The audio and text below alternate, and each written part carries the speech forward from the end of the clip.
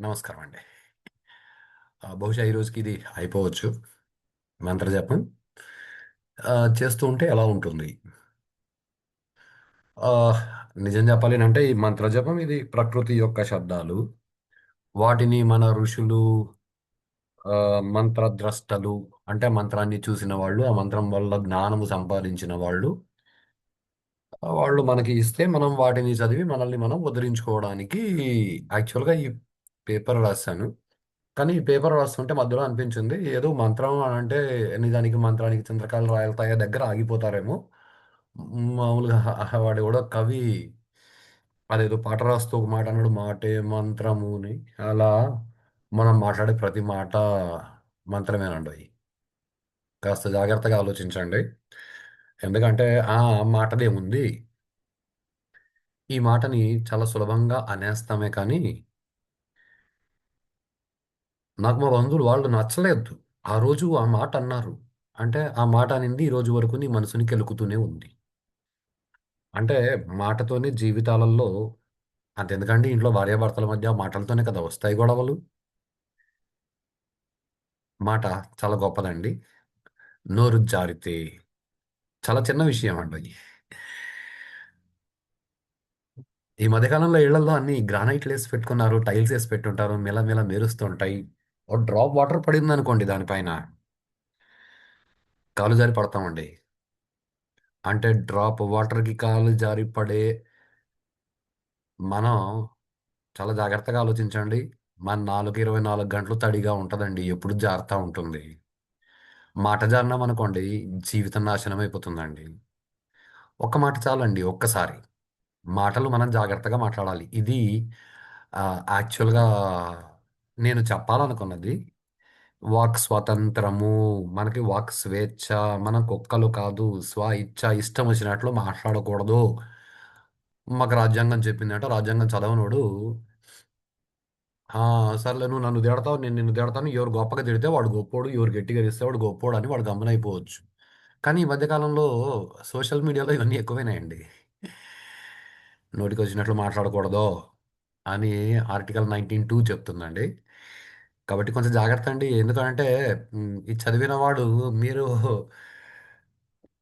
పొరపాటున నోరు జారి వాడిని నాకిష్టం వచ్చినట్లు నేను తిడతా, నీకిష్టం వచ్చినట్లు నువ్వు తిట్టుకో అన్నారనుకోండి.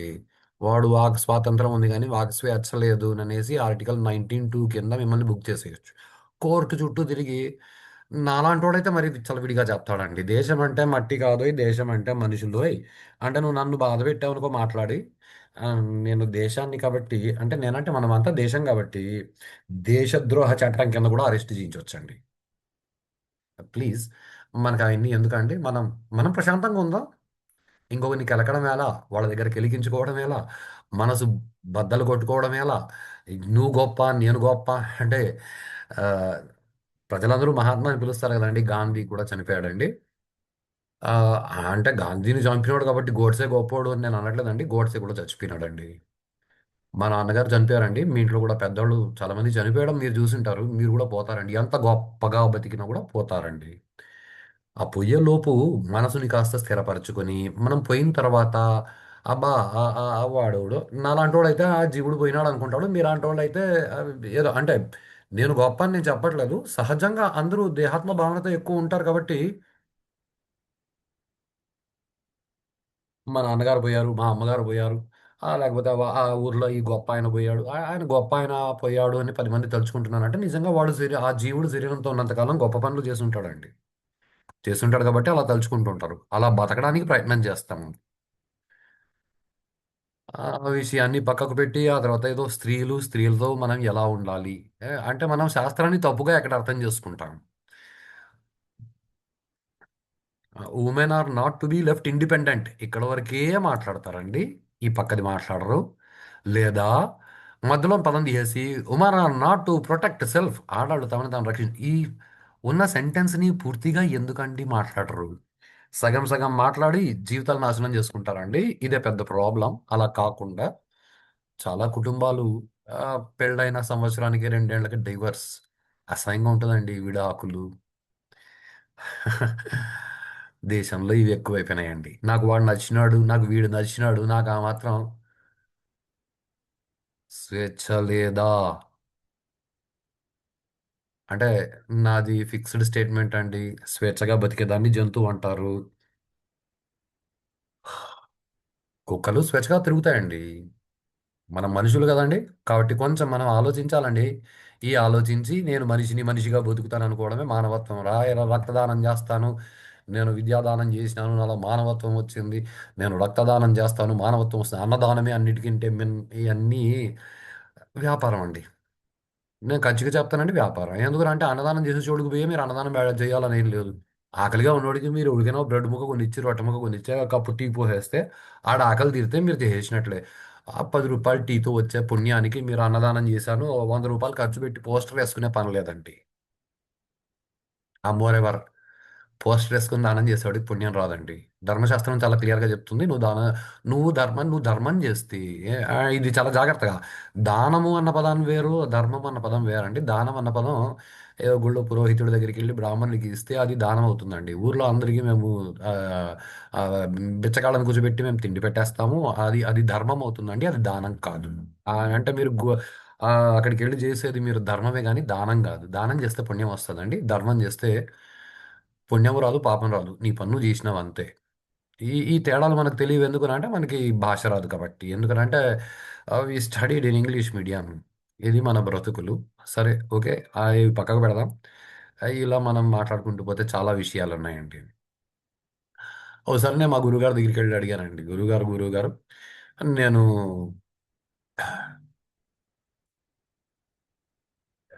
ఎక్కడ కూర్చొని మంత్ర సాధన చేయాలి? ఎలా కూర్చొని మంత్ర సాధన చేయాలి? ఏం వాడితే బాగుంటుంది మంత్ర సాధన? ఇవన్నీ చాలా సంవత్సరాల ముందు విషయాలండి. అంటే ఇప్పుడు నేనేదో భలే ఎదిగేశానని కాదు. నేను ఇంకా చిన్నపిల్లాడిని. మా గురువుగారి దగ్గర ఇంకా నేను నేర్చుకుంటూ ఉన్నాను. మా గురువుగారు, నీ సాంప్రదాయం నువ్వు పాటించు. దర్భతో చేసిన చాప వేసుకో. దాని మీద కూర్చొని చెయ్యి. అయ్యే మీ ఇంట్లో చెయ్యి, నో ప్రాబ్లం. లేదా గుడికి వెళ్ళి చెయ్యి, లేదా సముద్రపు ఒడ్డున చెయ్యి, లేకపోతే నది ఒడ్డున చెయ్యి అన్నారు. ఆయ్ అంటే గురువుగారు ఇన్ని ఆప్షన్స్ ఇచ్చారు కదా! ఇన్ని ఆప్షన్స్ ఇచ్చినప్పుడు ఏదో ఒక చోట కూర్చొని చేసేయాలి. కానీ మన మనసులో గమ్మున ఉండవు కదండి. నేను మా గురువుగారిని డైరెక్ట్గా అడిగాను. ఎందుకు గుడికి వెళ్ళి చేయాలి? ఇంట్లోనే కూర్చొని చేయొచ్చు కదా! అంటే మా గురువుగారు అన్నారు, సరేనన్నా, ఆ, వెలుతురు పడుతుంది కదా! ఓ పేపర్ ముక్క తీసుకొచ్చి ఇక్కడ బండ మీద పెట్టు అన్నారు. పేపర్ తీసుకొచ్చి బండ మీద పెట్టాను. అరగంట అయింది. ఏం కాలేదు. గురువుగారు ఏం చెప్పలేదు. నేను ఏం చెప్పలేదు. అరగంట ఇద్దరు సైలెంట్గా పేపర్ని చూస్తున్నామంటే ఏం కాలేదు. నా అదృష్టం గాలి రాలేదు కాబట్టి పేపర్ ఎగరలేదు. మా గురువుగారు ఇమీడియట్ గా ఆ పక్కన ఎవరికో సాగి చేస్తే వాళ్ళు భూతద్దం తీసుకొచ్చి ఇచ్చారు. ఆ భూతద్దాన్ని నాకు ఇచ్చారు మా గురువుగారు. ఇచ్చి దీన్ని పేపర్ మీద అలా చూపించు అన్నారు ఒక డిస్టెన్స్ పెట్టి. అలా చూపించడం మొదలుపెట్టిన వెంటనే ఆ పేపర్ కలవడం మొదలైందండి. ఎప్పుడైతే పేపర్ అంటుకునిందో ఇది మామూలుగా ఈ మధ్యకాలంలో అందరూ చెప్తున్నారండి విషయాలు. వాళ్ళు చెప్పడం తప్పని నేను అనట్లేదు. ఒక్కొక్కరు ఒక్కొక్కలా చెప్తారు. కాన్సెప్ట్ ఒకటే. అదేదో సినిమాలో మహేష్ బాబు గారు చెప్పినట్లు ఆ, గన్ ఎవరు పట్టుకున్నారు ఇంపార్టెంట్ కాదు. బుల్లెట్ దిగిందా లేదా ఇంపార్టెంట్. ఎవరు చెప్తే ఏముంది, ఎలా చెప్తే ఏముంది, నీ గురించి చెప్పినారు కదా, కరెక్ట్గా పట్టుకో. మాకు వాళ్ళు చెప్పింది వింటాం.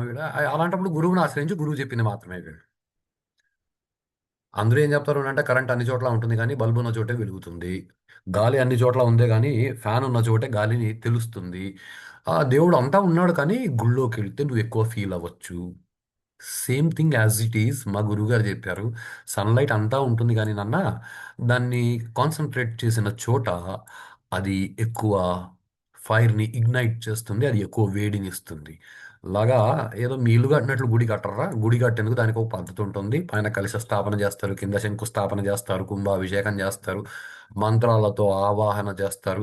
మళ్ళీ ఇది ఒక పెద్ద విషయం మాట్లాడతారండి. అంటే మంత్రంతో ఆ, ఆ, రాయిలోకి మంత్రంతో ఆవాహన చేస్తే అంటే రాయిలోకి ప్రాణప్రతిష్ఠ చేసిన వాడు చనిపోయిన మా నాన్నని ప్రాణప్రతిష్ఠ చెయ్యలేడా బాపనోళ్ళు? ఇవన్నీ చెప్పడానికి బాగానే ఉంటుందండి. మీ నాన్నకి నువ్వు ప్రాణప్రతిష్ఠ చేయలేవు ఎందుకంటే నీకు ప్రాణప్రతిష్ఠ మీ నాన్న చేసినాడు. ఏదంటే ఇవన్నీ మన శరీరాలన్నీ విగ్రహాలేనండోయ్. ఇది బాగా గుర్తుపెట్టుకోండి. ఈ శరీరాలన్నీ విగ్రహాలే. శరీరంలోంచి ఒక్కసారి జీవుడు బయటికి పోయిన తర్వాత మళ్ళీ ఎనికి రావాలి అంటే ఏదో పొరపాటున ఆ జీవుడిని పక్కకు తీసుకెళ్ళుంటే ఎనికి తీసుకొచ్చి కూర్చోబెట్టారు తప్ప జీవుడు తను గింజుకుని ఎనికి రాలేడండి. ఏ డాక్టర్లు తీసుకొచ్చి కూర్చోపెట్టలేరు. ఆ ఏ డాక్టర్ అయినా పర్లేదు. ఏదనంటే తెలుగులో దీని మీద పెద్ద పద్యం కూడా ఉంది కదండి. కోటి మంది వైద్యులు కూడి వచ్చినా గాని మరణమన్నడి వ్యాధి మాన్పలేరు. ఇయన్నీ ఇలాగే ఉంటాయండి.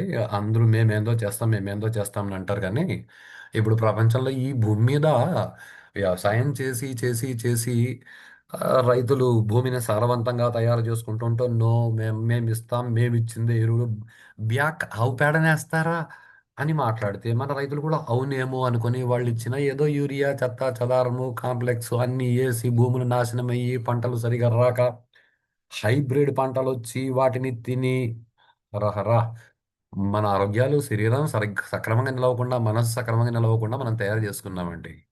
ఏదో 2 రోజుల ముందు నాసా వాళ్ళు ఏదో స్టేట్మెంట్ ఇచ్చారు. వాళ్ళు అదేదో గ్రహం మీదకి పంపిస్తారంట ఆహార పదార్థాలు అక్కడ నాటి అక్కడ పెంచి అక్కడ పోషించి ఓహ్! ఇక్కడ ఇక్కడ ఉన్న నాశనం చేసినారు కాబట్టి అక్కడికి వెళ్ళి కూడా నాశనం చేస్తామంటున్నారేమో. సరే కానివ్వండి. ఎవరి పనులు వాళ్ళు చేస్తున్నారు. వాళ్ళ పనులు వాళ్ళు చేసుకుంటున్నప్పుడు నా పనులు నేను చేసుకోవాలి కదండీ! నా పని నేనుతో పని చేయడం. మీరు కూడా ఈ నేను అన్నది తెలియకుండా ఏది చేయలేరండి. ఎందుకనంటే మీలో కూడా నేను అనేది ఉంది కదా! ఆ నేను అనేది ఉందన్న సంగతి మీరు మర్చిపోయి నేను ఆ లాయర్‌ని, నేను ఈ డాక్టర్‌ని, నేను ఆ పోలీస్‌ని, నేను ఈ టీచర్‌ని, నేను స్టూడెంట్‌ని, నేను మగాడిని, నేను ఆడ ఈ ఈ మగ, ఆడ ఇన్ని పక్కకు పెట్టి నేను అనేది ఒకటి ఉంది కదా! దాని గురించి వర్కౌట్ చేయండి. మనకు శరీరాలున్నాయి. మన శరీరాలు మట్టితోనే తయారైనయి. ఆ మట్టి కొంచెం స్ట్రాంగ్‌గా ఉంటే దాన్ని రాయి అంటారు. మంత్రానికి శక్తి ఉంటుందండి. అండ్ బీ క్లియర్ ఇక్కడ కామెంట్లు ఇలాగే చేస్తారు. ఆహ్, బ్రాహ్మణులు ప్రాణప్రతిష్ఠ చేసినారు. ఇవన్నీ న్యూస్‌లో వాళ్ళు మాట్లాడే మాటలు విని, విని ఇలాంటివి అలవాటయినాయండి. శ్రీశైలం వెళ్లారనుకోండి. అక్కడ వృద్ధ మల్లికార్జునుడు ఒకాయన ఉన్నాడండి. ఆ మల్లికార్జునుడు ఆహ్, బ్రాహ్మణుడు ప్రాణప్రతిష్ఠ చేయలేదండి. పచ్చల బండ అని ఒకటుందండి. అక్కడ కూడా ఈశ్వరుడు ఆహ్, ఎవరు ప్రాణప్రతిష్ఠ చేయలేదండి. కాళహస్తిలో ప్రాణప్రతిష్ఠ చేయలేదండి. అమర్నాథ్‌లో ప్రాణప్రతిష్ఠ చేయలేదండి. బాగా ఆలోచించండి. అంటే ఎప్పుడో శివలింగం చేసి ఎవడో భూమి లోపల పెట్టేసుంటే తవ్వుతుంటే ఇప్పుడు బయటొస్తే స్వయంభూ లింగం అని మేము అనుకుంటామండి. మేము పిచ్చోళ్ళు మేము ఇంతే. మాది మూఢనమ్మకం. మేము ఇలాగే ఉంటాం. మేము మూర్ఖులు కాదు. మేము మూఢులు అయ్యుండొచ్చు. No problem. కాస్త జాగ్రత్తగా, ప్రశాంతంగా ఆలోచించండి. సో, విగ్రహం, ప్రాణప్రతిష్ఠ, బ్రాహ్మణులు ఇయన్నీ ఎట్లొస్తాయంటే, వాళ్ళు తిరుమల వెళ్ళి దర్శనానికి వెళ్ళి వస్తుంటే పాపం దైవ దర్శనానికి వెళ్ళి వస్తుంటే యాక్సిడెంట్‌లో చనిపోయారు. పిచ్చి మాటలండి. దైవ దర్శనానికి వెళ్ళి వస్తుంటే యాక్సిడెంట్ అయ్యి చచ్చిపోలేదు. బండ్లో పోతుంటే యాక్సిడెంట్ అయ్యి చచ్చిపోయారు. ఉన్నది ఉన్నట్లు మాట్లాడుకోవడం అంటే ఇలాగే ఉంటది. బాగా ఆలోచించండి. గుడికెళ్ళాడు కాబట్టి యాక్సిడెంట్ అయ్యి చచ్చిపోయాడు కాదు. వాడు బండ్లో పోయాడు కాబట్టి అన్‌కంట్రోల్డ్‌గా తోలుంటాడు కాబట్టి లేదా ఎదురుగా వచ్చేవాడు అన్‌కంట్రోల్డ్‌గా తోలిండొచ్చు బండిని. కాబట్టి యాక్సిడెంట్ అయిందే కానీ గుడికెళ్ళొచ్చినందుకు యాక్సిడెంట్ అయిందని న్యూస్ పేపర్‌లో వేస్తాడండి. ఇది ప్రాబ్లమ్. ఇలాంటివి మనకు అలవాటైపోయి, మనం ఇక్కడ కూడా వాడెవడో ఏదో మాట్లాడినాడు అనేసి, మేము ఒప్పుకోము. మాకు ప్రూఫ్ ఏంటి అనంటే, ఏం ప్రూఫ్‌లు లేవండి. మీరు కూర్చొని సాధన చేయండి. మీకు మీరు ప్రూఫ్ సంపాదించుకోండి. మీకు ప్రపంచంలో ఎవడు ప్రూవ్ చేసే అవసరం లేదండి. ఎందుకనంటే నాకు అమీబాని ఎవడు ప్రూవ్ చేయలా. ఎలక్ట్రాన్‌ని నాకెవడు వచ్చి ప్రూవ్ చేయలా. ప్రోటాన్‌ని ఎవడు ప్రూవ్ చేయలా. ఇప్పుడేదో ఫోటాన్ అని ఇంగ్లీష్‌లో కొత్తగా పేరు పెట్టినారు. దాన్ని కూడా ఎవరికి ప్రూవ్ చేయలా. వాడెవడో ఒకడు ప్రూవ్ చేసినాను, నేను చేసినాను అన్నాడు. పేపర్‌లో రాసినాడు. దాన్ని తీసుకొచ్చి పుస్తకాలు పెట్టేసినారు. మన బుర్రలు నాశనం చేసేసినారు. అంతకంటే అక్కడ జరిగేదేం లేదు. ప్రపంచంలో ఉన్నది శక్తి రకరకాలుగా ఉంటుంది. ఇది అంతా బానే ఉంది కానీ నాకు పెద్ద డౌట్ వచ్చింది. అవును గురువు గారు, how does the chanting of mantra lead to knowledge of the universe? అసలు ప్రపంచానికి సంబంధించిన నాలెడ్జ్ని మంత్రం ఎలా ఇస్తుంది? ఏదో మంత్రం చేస్తే నాకు దేవుడు కనిపిస్తాడు కానీ నాకు ప్రపంచానికి సంబంధించిన నాలెడ్జ్ ఏమొస్తుంది? అంటే మనం తీవ్రంగా కోరుకోవాలి కానీ మంత్రం ఏదైనా ఇస్తుందండి. నేను ఇవన్నీ ఎమోషనల్ కంటెంట్ చెప్పట్లేదు. ఆ, ఇవన్నీ ఏదో మూఢనమ్మకం గుడ్డిగా నమ్మి చేయండి మీకు అన్నీ జరుగుతాయి అని నేను చెప్పట్లేదు. సైంటిఫికలీ ప్రూవ్డ్ సబ్జెక్ట్ అని నేను చెప్పట్లేదు. చాలా జాగ్రత్తగా ఆలోచించండి. ఎవడెవడు చేస్తే వాడికి ప్రూవ్ అయ్యే సబ్జెక్ట్ ఇది. ఎవడు అనుభవించాడో వాడికి అది సైన్స్, ఎవడు అనుభవించలేదో వాడికి అది మూఢనమ్మకం. ఇప్పుడు మీరు మూఢంగా నమ్ముతారు, లేకపోతే సైన్స్ అని నమ్ముతారు.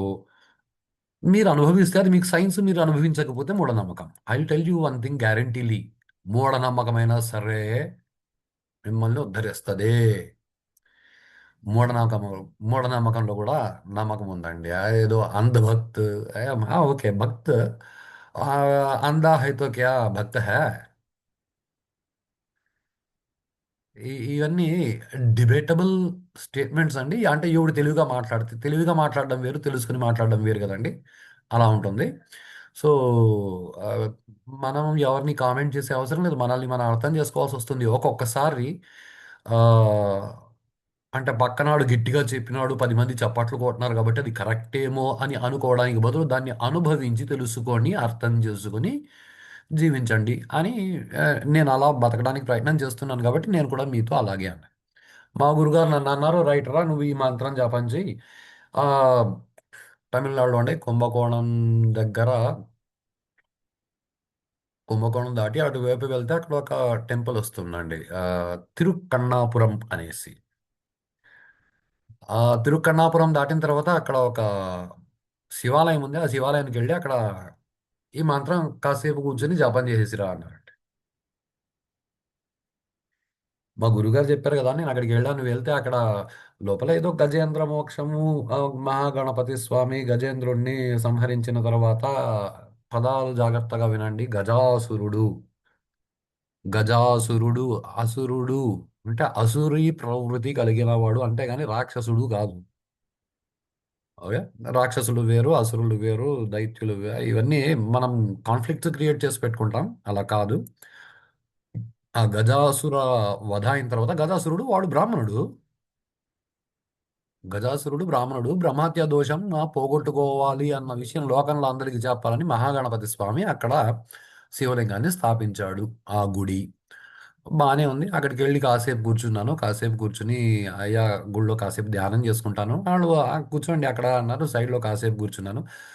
ఒక 10-15 నిమిషాలు అయింది. అక్కడి నుంచి లేచి అలా బయటకు వచ్చి గుడికి ఓ 2 ప్రదక్షిణలు వేసి, మూడో ప్రదక్షిణ వేస్తూ అక్కడ ఎక్కడో ఒక చోట కూర్చుందాం అనిపించింది. కూర్చున్నాను. కూర్చుని కాసేపు మళ్ళీ అక్కడ మళ్ళీ అదే మంత్రం జపం చేసుకున్నాను. జపం చేసుకుని అలా తల తిప్పి చూసేసరికి అంతలో పురోహితుడు అక్కడికి వచ్చాడు. వచ్చి, అయ్యా మీరు ఇక్కడ చూడలేదు కదా, ఇక్కడ చూడండి అని గుడి తలుపులు తీసాడండి. ఆ పక్కన ఉన్న చిన్న గుడి ఏనంటే దానిలో భిక్షాటనమూర్తి శివుడు కపాలాన్ని పట్టుకొని ఉన్నాడు.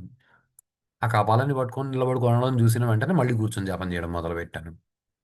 అలా జపం చేస్తుంటే ఇది నా అనుభవం.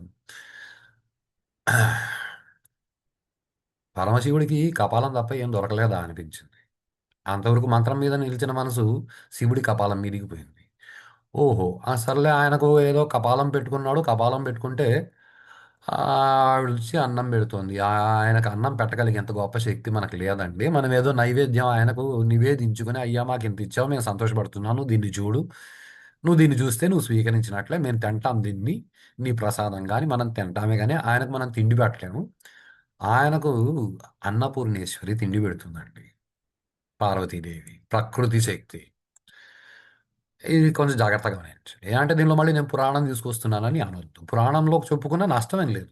దీన్ని పురాణపరంగా మన పౌరాణికులు, ప్రవచనకర్తలు, సామవేద షణ్ముగ శర్మ గారు, మా చాగంటి కోటేశ్వరరావు గారు లాంటి వాళ్ళు ఇవన్నీ పౌరాణికంగా చెప్పారు. నేను నా అనుభవపూర్వకంగా చెప్తున్నాను. ఇప్పుడు పౌరాణికంగా వాళ్ళు చెప్పాలంటే వాళ్ళకు కూడా ఇది అనుభవమే ఖచ్చితంగా. వాళ్ళకి అనుభవం కాబట్టే వాళ్ళు ఏది చూడకుండా చెప్తారు. నేను ఇది ముందర పెట్టుకొని చూసి చెప్తున్నా. ఇది తేడా. వాళ్ళు మహామహులండి. గొప్పవాళ్ళు. నేను కూర్చొని ఆహ్, నాకు అనుభవానికొచ్చిన విషయాన్ని మాత్రమే మీతో షేర్ చేసుకుంటున్నాను. ఇది మీరు కూడా అనుభవించొచ్చు. అది మీ ఇష్టం. ఎందుకు అమ్మవారు అంటే ప్రకృతి శక్తి, ప్రకృతి శక్తి కపాలంలోకేస్తేనే శివుడు తీసుకుంటాడు. అంటే కపాలంలోకేసేది ఎవరికినంటే శివుడి కోసమే ఏస్తుందావిడ. ఆవిడ శివుడి కోసం కపాలంలోకేస్తే, ఇప్పుడు నా కపాలంలో ఆలోచనలు మొదలైనయి. నాకొక కపాలం ఉంది. నా కపాలంలోకి ప్రకృతిలోంచి చాలా విషయాలొచ్చి పడుతున్నాయి. నా కపాలంలోకి ప్రకృతేస్తోంది. నా కపాలంలోకి ప్రకృతేస్తోందనంటే, అవని శివుడి కోసమేస్తుంది. నా కోసం గాదు. దాదాపు అరగంట ఏడుపొచ్చిందండి. శివ అసలు ఈ ప్రపంచంలో ఉన్న విషయాలన్నీ నా కపాలంలోకి ప్రకృతి వేస్తుంటే, అవన్నీ నీ కోసం వేస్తుంటే, నేనొక దొంగలాగా నీ కోసం వేసిన విషయాలన్నీ దొంగతనం జేసి, ఇవన్నీ నావి నావని నేననుకుంటున్నాను అని నాకు చాలా బాధేసిందండి. బాగా ఆలోచించండి. మీ అందరికీ గూడా కపాలాలున్నాయి. మీ అందరికి విషయాలు మీరు సొంతంగా ఏవి తయారు జేసుకోరండి. ప్రపంచమే మీ బుర్రలోకి విషయాలేస్తుందండి. ప్రపంచం ముందు రోజుల్లో కొంచెం దూరం ఉండేదండి. మీ ప్రపంచం చాలా చిన్నగుండేది. ఒక 40 సంవత్సరాల ముందు, 50 సంవత్సరాల ముందు మీ ఇంట్లో కట్టెల పొయ్యి ఉండేదండి. పొగొచ్చేది. కన్నీళ్లు తుడుచుకుంటూ మీ అమ్మగారు వంట వండేవాళ్ళు. ఆ పొగకి. బాధపడుతూ కాదు, సంతోషంగా. ఇప్పుడు గ్యాస్ స్టవ్‌లొచ్చేసినియి. ప్రపంచం కొంచెం దగ్గరికొచ్చింది. Mobile phones ఒచ్చినియి. అసలు ప్రపంచం మీ దగ్గరికొచ్చేసింది. అరచేతిలో ప్రపంచాన్ని చూపిస్తుంది మొబైల్ ఫోన్. ఇప్పుడు మొబైల్ ఫోన్ ద్వారా ప్రపంచంలో ఉన్న విషయాలన్నీ మీరు కళ్ళతో చూడట్లేదండి. బుర్రలోకేసుకుంటున్నారు. మీ బుర్ర ఎక్కడుందంటే మీ కపాలంలో ఉందండి. అంటే ప్రకృతి మీ కపాలంలోకి విషయాలేస్తుందండి. అసలు ప్రకృతిలో మొబైల్ ఫోన్ అనే వస్తువే లేదనుకోండి, మీ బుర్రలోకి ఇంత పెద్ద ప్రపంచం వచ్చుండేది గాదు. ఓకే. మంచిది. అంత పెద్ద ప్రపంచంలో ఉన్న విషయాలన్నీ చిన్న సెల్ ఫోన్ అనే బాహ్యేంద్రియం ద్వారా మీరు ఆ అంతరేంద్రియాలతో గ్రహించి అంటే ఎక్కడ గ్రహిస్తారంటే మీ కపాలంలోకే పోతున్నాయి అన్నీ. ఆ కపాలంలో ఉన్నవన్నీ ఎవరి కోసం ఏస్తుందనంటే, అసలైన అహం ఏదైతే ఉందో దాని కోసం ఏస్తుందండి. అహంభావం కోసం కాదు. కానీ ఈ అహంభావం ఏదైతే అంటే నేను అనే భావన ఏదైతే ఉందో, ఈ నేను అనే భావన అసలైన నేను దాన్ని పట్టుకోనీయకుండా, ఈ నేను అనే భావన దాన్ని పట్టేసుకొని, నేనే ఇది ఈ ఈ ఈ సినిమాలో ఈ డైలాగ్‌ని విని చాలా సంతోషపడ్డా.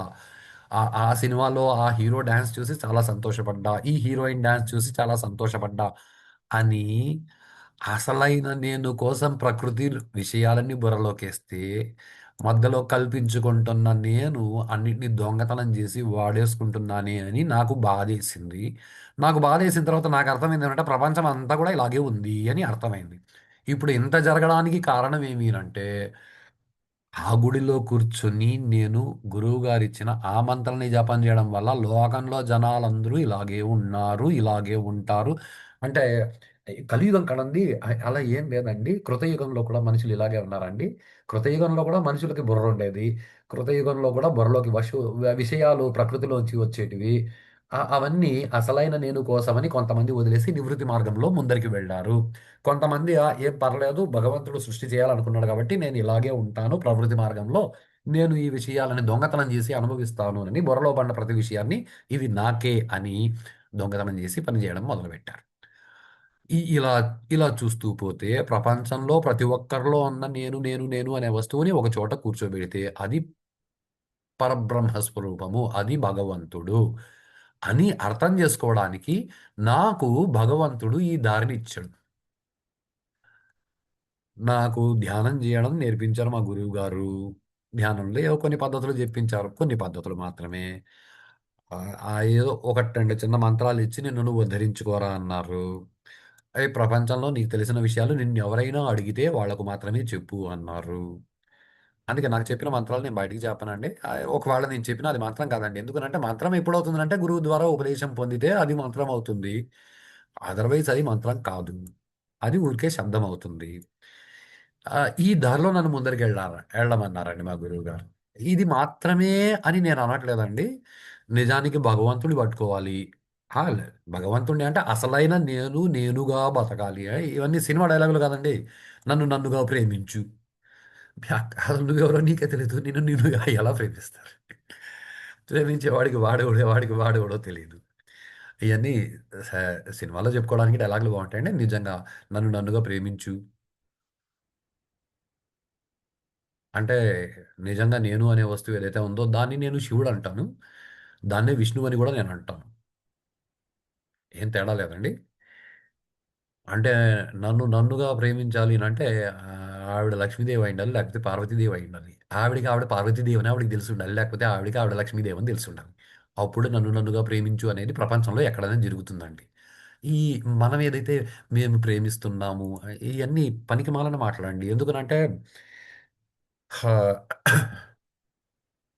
మనకి ప్రేమ అన్న పదానికి అర్థం తెలీదండి. దాంతో పాటు ఇంగ్లీష్‌లో రిథమెటిక్‌గా భలే కొటేషన్స్ వస్తాయి. 'లవ్ ఈజ్ బ్లైండ్' అని ఒకరంటారు. 'Love is love at first sight' అని ఒకరంటారు. ఇద్దరూ అంటారు. కానీ ఈ 2 ఎప్పుడు కుదరని విషయాలండి. లవ్ అట్ ఫస్ట్ సైట్ అంటే మొదటి చూపుల్లో చూపుంటే అది బ్లైండ్ కాదండి. లవ్ ఈజ్ బ్లైండ్ అయితే దానికి చూపుండదండి. అది చూడలేదు కాబట్టి ఇప్పుడు ఈ రెండిట్లో ఏది కరెక్ట్ అని అంటే ఒక రకంగా ఎమోషనల్‌గా మాట్లాడాలనంటే నాకనిపించింది 'లవ్ ఈజ్ బ్లైండ్' అది కొంచెం కరెక్ట్ అండి. ఎందుకనంటే ఇక్కడ లవ్‌ని ఆహ్, ఆహ్, కాదు కొంచెం ఎమోషనల్‌గా కరెక్ట్‌గానే పట్టుకోండి. మనం పుట్టడానికి ముందు మనం తల్లి గర్భంలో ఉన్నామండి. మనం తల్లి గర్భంలో ఉన్నప్పుడు నా బిడ్డ పుడుతున్నాడు, నా బిడ్డ పుడుతున్నాడు, నా బిడ్డ పుడుతున్నాడు, నాకు నా బొజ్జలో ఉన్నాడు అనేసి ఆ తల్లి గుడ్డిగా ప్రేమించడం మొదలుపెట్టిందండి బిడ్డని. ఎక్కడో ఒక ఆడదో లేకపోతే ఒక తండ్రో ఏదో పుట్టిన బిడ్డని వాడి కర్మ. పుట్టిన బిడ్డ కర్మగాలి ఎక్కడో పొదల్లో వదిలేసిపోతే మాతృత్వం చచ్చిపోయింది. మాతృత్వం అది ఎక్కడ చచ్చిపోదండి. ఆవిడ ఏ పరిస్థితుల్లో పడేసుకునిందో తెలీదు. అంతా కొవ్వు పట్టి పడేసుంటే దానికి మనమేం చేయలేమండి. ఆవిడని సరిదిద్దడానికి ఆవిడ భర్త, లేకపోతే ఆవిడ అన్నదమ్ములు, ఆవిడ తండ్రి వాళ్ళు చూసుకుంటారు. మనకవసరం లేదు. మనం మన ఇంట్లో వాళ్ళని మాత్రమే ఉద్ధరించుకోవాలండి. ఊర్లో వాళ్ళని మనం ఉద్ధరించే పని లేదు. సో, ఆ కొడుకు పుట్టిన తర్వాత, ఆ తర్వాత 10 ఏండ్లకో, 20 ఏండ్లకో ఆహ్, ఏదో పుట్టిన బిడ్డ నల్లగా ఉన్నాడు అన్నంత మాత్రాన తల్లి వాడిని పారేయదు. ఏదో కాలుకుంటి అంటే ఇంకా ఎక్కువ ప్రేమ చూపిస్తది. ఆడికి వినిపించదు అంటే తల్లి సైగలతో వాడికి మ మ మ తన ఎక్స్‌ప్రెషన్‌లు చూపించడం. అసలు తన కొడుకు పుట్టిన తర్వాత 20, 25 ఏండ్ల వయసొచ్చిన తర్వాత వాడు దొంగ అవుతాడు. అయినా తల్లి ప్రేమిస్తది. అది అవేవి తెలియకుండానే ప్రేమిస్తది. అదండి లవ్ ఈజ్ బ్లైండ్ అంటే తల్లి ప్రేమ అని అర్థం అంతే. ఇంకా లవ్ అట్ ఫస్ట్ సైట్ అంటారా? అయన్ని పనికిమాలిన మాటలండి మనకెందుకు? నిజం చెప్పాలంటే ఫస్ట్ సైట్ చూసిన వెంటనే నాకు నీ మనసు పనికిమాలిన మాటండి. అసలు మీ మనసు ఎక్కడుందో మీకు తెలీదు. పక్కనాళ్ళ మనసు మీకెట్లా కనిపిస్తదండి? ఇయన్నీ పనికిమాలిన మాటలు. ఏదో రిథమ్ బాగుంది గదా! అనేసి ఏదో స్వార్థంతో మనం మాట్లాడేస్తాము. కళ్ళకు మనసు కనిపించదు. వ్యక్తిత్వం అంటే అది అసలు కనిపించదు. శరీరం మాత్రం కనిపిస్తది. శరీరం కనిపించిందనంటే మనకు కనిపించేది చర్మపు రంగు, ఆకారము. చర్మపు రంగు, ఆకారము కనిపిస్తే మనలో పుట్టేదాన్ని కామం అంటారు గానీ ప్రేమ అనరు. అంటే వాడు నిజాయితీపరుడైతే అమ్మాయి ముందు కూర్చొని రోజా పువ్విచ్చి నేను నిన్ను కామిస్తున్నాను అని నిజాయితీగా చెప్పాలండి. నేను నిన్ను ప్రేమిస్తున్నానని అబద్ధం చెప్పరాదండి. అప్పుడు గాని అమ్మాయిలు చెప్పెత్తుకొని కొట్టరండి. ఇలా ఉంటదండి జీవితం. ఇలా కాదండి మనం కాస్త ఆహ్, అంటే ప్రేమించడం తప్పంటారా? అంటే అరే! ప్రపంచమంతా నీదే. ప్రపంచంలో అందరిని ప్రేమించు. నీ తల్లిని తల్లిగా ప్రేమించు. నీ భార్యని భార్యగా ప్రేమించు. నీ చెల్లిని చెల్లిగా ప్రేమించు. కొడుకుని కొడుకుగా ప్రేమించు. కూతురిని కూతురిగా ప్రేమించు. పక్కింటాళ్ళని, ఎదిరింటాళ్ళని నీ స్నేహితులుగా ప్రేమించు. అంటే పాకిస్తానోళ్ళని సార్ 30 సంవత్సరాల ముందు పాకిస్తానోళ్ళు నాకు శత్రువులు. ఇప్పుడు కాదు. ఆళ్ళు గూడా మనుషులే. ఆళ్ళ విషయం మర్చిపోయారు. 30 సంవత్సరాల ముందు నాకెందుకు శత్రువులు అంటే, నేను సైన్యంలో పనిచేస్తుంటి కాబట్టి ఆళ్ళు నాకు శత్రువులు. అది ఉద్యోగరీత్యా. ఇప్పుడు మానవత్వం రీత్యా ఆడు నేను మనిషిని అర్థం చేసుకుంటే నాకు మిత్రుడు. వాడు నేను మనిషిని అని అర్థం చేసుకోకుండా ఏదో అలా గుడ్డిగా బతికేస్తే ఆడితో నాకు మిత్రత్వం, శత్రుత్వం ఏం లేదు. వాడు ప్రకృతిలో ఒక భాగం అలా బతకాలి. వాడు బతికేస్తున్నాడు. అలా కాకుండా ఆడు నేను చెప్పిందే కరెక్ట్. నేను చంపుతా అంటే నాకైతే అసలేం బురద లేదండి. నేను చంపేస్తాను. నేను చంపేసి కోర్ట్‌లో డైరెక్ట్‌గా కేసేస్తాను. నేను కామన్ మ్యాన్‌ని. నా దగ్గరికి వాడొచ్చి మాట్లాడేంత వరకు మీ గవర్నమెంట్ ఏం చేస్తుంది, సైనికులు ఏం చేస్తున్నారు, ఒక కోర్టు ఏం చేస్తుంది అని కోర్టు మీద, రాజ్యాంగం మీద కూడా కేసు చేసే రకమేనండి నేను. నాకు అవన్నీ అవసరం లేదు. ఏదో నా రాత భగవంతుడు నాకు ఎలా పెడితే అలా జరుగుతుందని నేను వెళ్తూ ఉంటాను. సో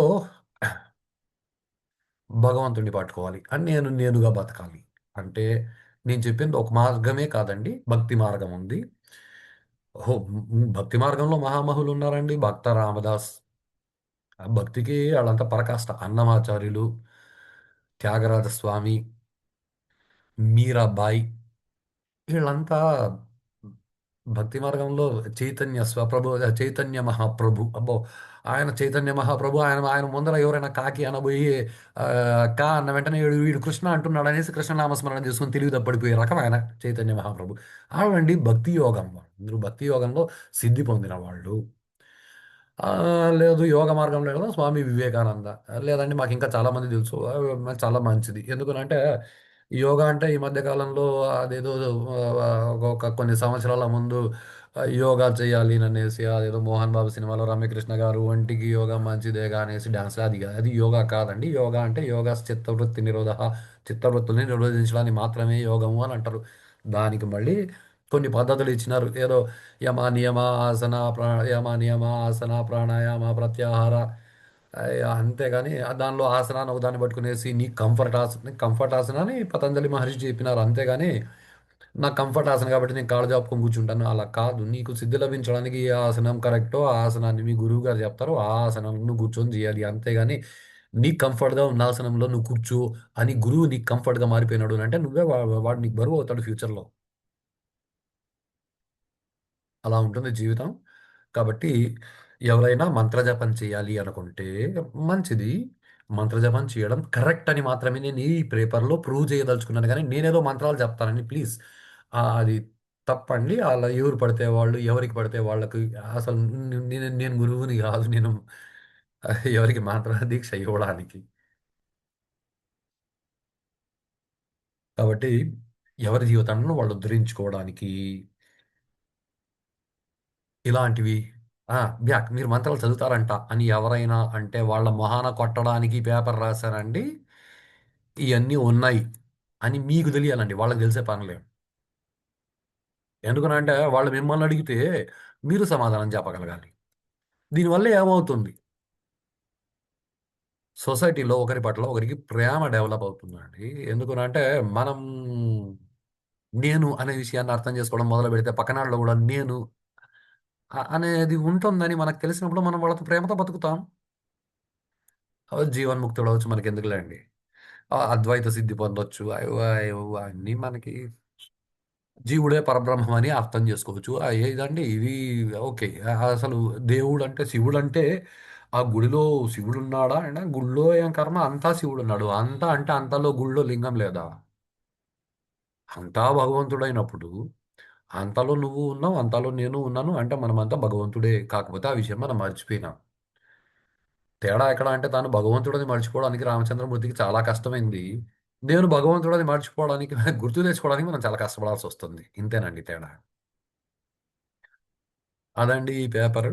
దీనివల్ల ఓవరాల్‌గా కంక్లూజన్ ఏమినంటే ఓకే. మీ మీ గురువుగారు మీకు ఏ మంత్రం ఇస్తే అదే గాయత్రి మంత్రము. అదే గాయత్రి. మీరు గాయత్రి మంత్రం అని అంటే ఆ వేదంలో చెప్పినది. ఇప్పుడు గాయత్రి మంత్రాన్ని లోకానికి ఇచ్చింది ఎవరు అని అంటే మొత్తం దాదాపుగా 28 మంది ఋషులకి గాయత్రి మంత్రం దర్శనమిచ్చింది. ఆహ్, విశ్వామిత్ర బ్రహ్మర్షి చెప్పినది మనం పాటిస్తున్నాము. ఇప్పుడు గాయత్రి మంత్రం మాత్రమే గొప్పది. గాయత్రి మంత్రాన్ని అక్కడ పెట్టి ఇవన్నీ రాజకీయాలండి. మేము వైబ్రేషన్స్ చూసాము. నేను గాయత్రి మంత్రాన్ని తక్కువ చేసి చెప్పట్లేదండోయ్. నేను గాయత్రి చేస్తాను. మా గురువుగారు నాకు చెప్పిన విషయం. ఇది చాలా జాగ్రత్తగా అర్థం చేసుకోవడానికి ప్రయత్నం చేయండి. ఆడిని ముందరకొచ్చి, "ఒరేయ్! ఇది ఆవు దీన్ని చంపు" అన్నాడనుకోండి. మీరు చంపరు. ఈ ఆవుని చంపితే దోషం వస్తది అని అంటారు. అందుకు వాడేం చేస్తాడు అంటే, "నీకు పులంటే తెలుసా?" అని అంటాడు. నీకు తెలియని విషయాన్ని ఒకటి పెడతాడు. తెలియదు అంటే పులి అంటే దానికి 2 కొమ్ములుంటాయిరా, 4 కాళ్ళుంటాయి. వీపులో మూపురం ఉంటది. ఎనకాల తోకుంటది. తెల్లగుంటది. అక్కడక్కడ నల్లగా మచ్చలు గూడా ఉంటాయి అని ఆడు మళ్ళీ వారం తర్వాత ఆవును తీసుకొస్తాడు. పులి వచ్చింది చూడు అని అంటాడు. మీరు పులినని దాన్ని చంపేస్తారు. ఇలా ఉంటదండి లోకం. లోకం ఇలాగే ఉంటది. ఇలా ఉన్న లోకంలో జనాలు ఈ ఇక్కడ ఆవు దగ్గర ఆగిపోవట్లేదండి. గాయత్రి మంత్రాన్ని కూడా టచ్ చేసినారండి. అంటే మిగతా మంత్రాలు చెప్తే వాటి వైబ్రేషన్స్ అంత ఎక్కువ లేవు. వైబ్రేషన్సా? వైబ్రేషన్స్ అంటే తెలుసా అండి? వైబ్రేషన్స్ అంటేనే పూనకం. ఏదో సినిమాలో ఆ హీరోకి ఎదురుగా హీరోయిన్నో లేకపోతే హీరోయిన్ తండ్రిలో లేకపోతే హీరో అక్కనో చెల్లినో వాళ్ళ కూతురునో విలన్ చంపేస్తే హీరోయిన్ నాకు పూనకం వచ్చింది. అది కాదండి. పూనకం అంటే వైబ్రేషన్స్.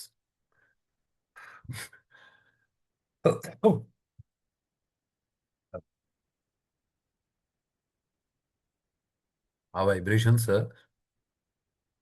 నిజంగానే వస్తాయండి. గాయత్రి మంత్రానికి అయితే వైబ్రేషన్స్ ఎక్కువ వచ్చినాయి. ఇది బాగుందండి. గాయత్రి మంత్రానికి వైబ్రేషన్స్ ఎక్కువ వచ్చినాయి. మంచిది. దీన్ని మళ్ళీ ఎక్కడికి తీసుకెళ్తారు తెలుసండి? జనాలందరూ పిచ్చోళ్ళు కదండి. అందుకే బాపనోళ్ళు గాయత్రి మంత్రాన్ని ఎవరికి చెప్పరు అని చెప్తారండి. గాయత్రి మంత్రం బాపనోళ్ళది కాదండి.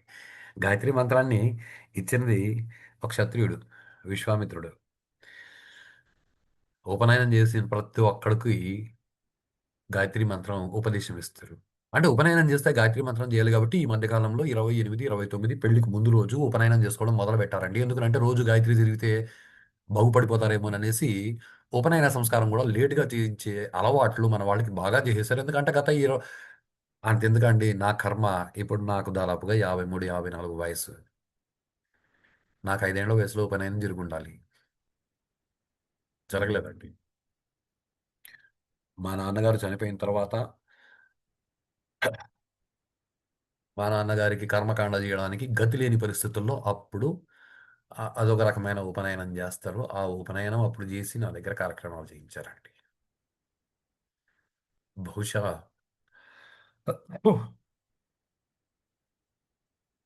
5, 6 సంవత్సరాల వయసు అప్పుడు నాకు ఉపనయనం చేసి ఉంటే బహుశా నేను ఇంకోలా ఉండేవాడినేమో. బహుశా సైన్యంలో వెళ్ళేవాడిని కాదేమో. బహుశా ఇంకా బాగా ఎదుగుండేవాడినేమో. భగవంతుడు ముందు జన్మలో నేను రాసుకున్న రాతలన్నింటినీ గమనించి, ఓ ఇవన్నీ నువ్వు అనుభవించరా అని నన్ను ఇలా ఆ అనుభవాలన్నీ ఇచ్చి నాలో ఏకాగ్రత కుదిర్చి నన్ను ఇలా తయారు చేశాడు. ఆ నేను సంతోషంగా ఉన్నాను. మీరు కూడా మీకోసం మీరు బతికి సంతోషంగా సెలవండి. మళ్ళీ ఇంకొక పేపర్ లేదా దీని కంటిన్యూయేషన్ ఇంకేదైనా ఒక పేపర్ పనికొచ్చేది ఉంటే దాన్ని ప్రజెంట్ చేస్తాను.